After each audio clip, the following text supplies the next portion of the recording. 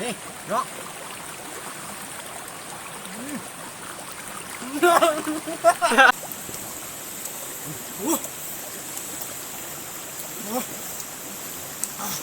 โอ้ทีมงานเขาเป็นไงว้า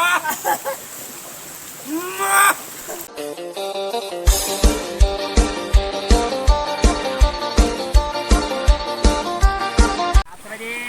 ท่านผู้ชมวันนี้อยู่กับซ่องเล่บ้านหน้าสตูดิโอเนี่ยเนาะวันนี้การสุภาพทุกคนมากินเนี่ยสมมักม่วงที่ว่าเซ่คือม่วงนี่พี่น้องกินแบบแซ่น้ำเลยเนาะมันเห็นยังบ่ให้เจ็บตับมาหมดเลยแม่นบ่ให้เจ็บตับมาว่ะกินสมแบบบ่ให้เจ็บตับนี่แม่เราแช่น้ำเลยนี่เนาะท่านผู้ชมกินนี่แหละตามบรรยากาศตามป่าเนาะฮะ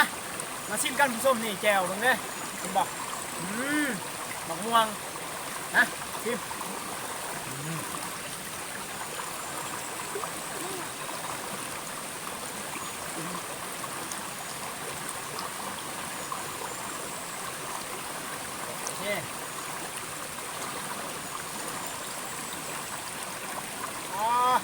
แก้วเข้มข้นขนาดนี้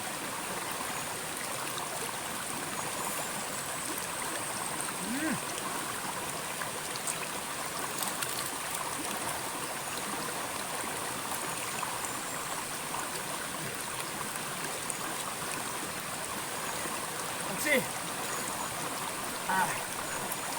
แช่ดีบ่ทำยังไงสิ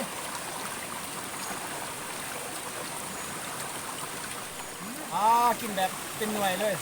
นี่มาเด้อแซ่บๆมันกันพี่น้อง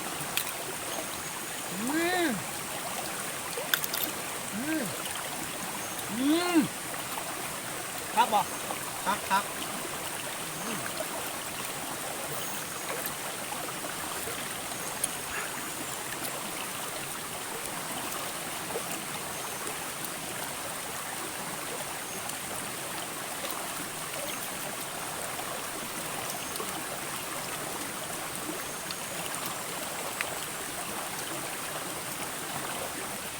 มาเด้อพี่น้องแซ่บๆนี่ทำใหญ่ๆเราเนี่ย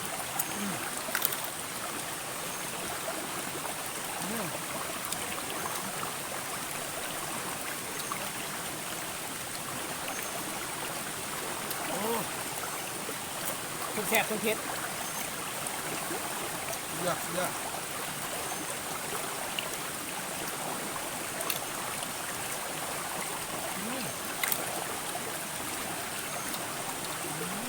พี่น้องโอ้เผ็ดแห้งเลยนี่เผ็ดอย่าลืมติดตามน้ำเด้อคนไรน้ำแน่อย่าเรื่องกายหยุดแม่กรุณาหยุดกูบอกว่าหยุดเล็บสไตล์เลยมึงเบิ้งคลิปนี้การติดตามไหมเนี่ยท่านผู้ชมเฮ็ดมาเด้อพี่บุ้งเจ้พี่เอานี่มาแซ่บๆตรงกันนี่แซ่บมันเบาเลยนี่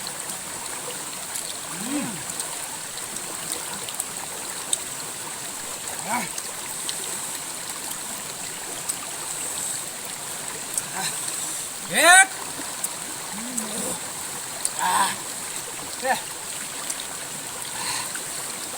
คนไรเห็นไหม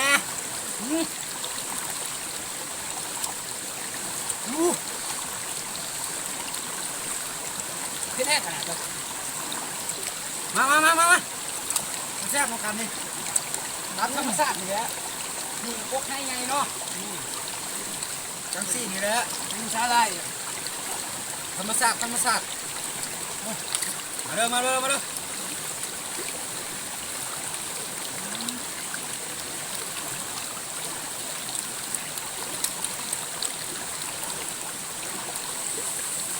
นิดคนอีกแล้ว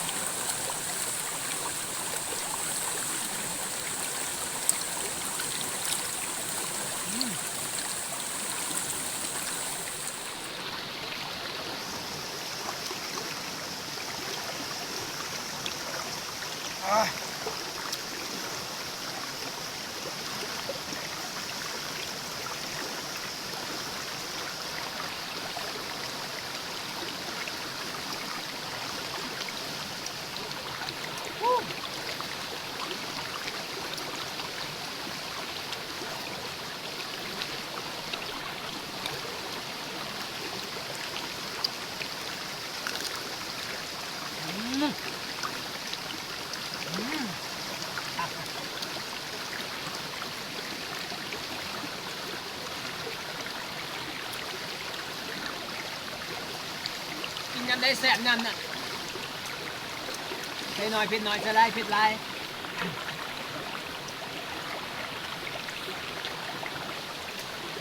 มาเด้อมาเด้อมาเด้อชิมดเลยได้นี่ครับ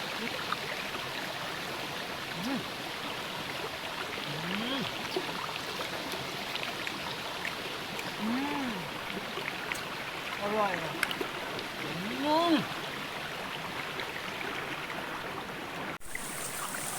ได้มาเลยมาเลยพี่น้องโอ้ยเอิญเมื่อยเลยบอกที่ตามจะเถื่อ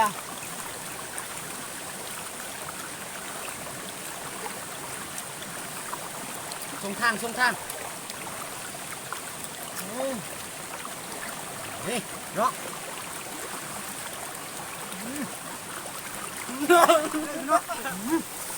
มาเด้อ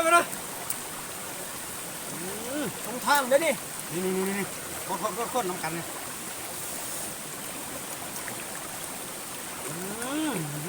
เอาหานิ้วลงแล้วพี่น้องเฮ้ย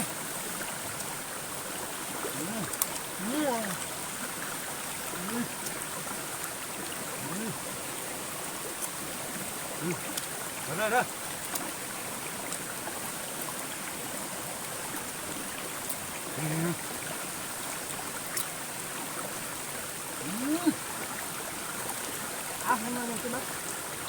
กินโซ่เอฟซีนะ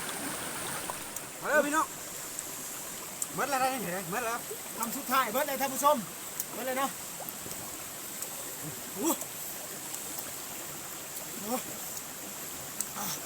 โอ้ทีมงานเขานี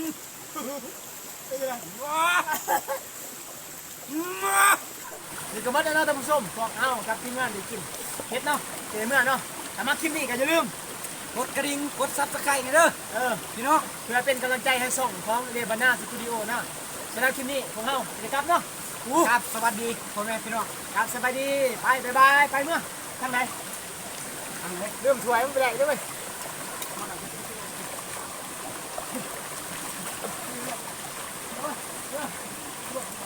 โอ้ย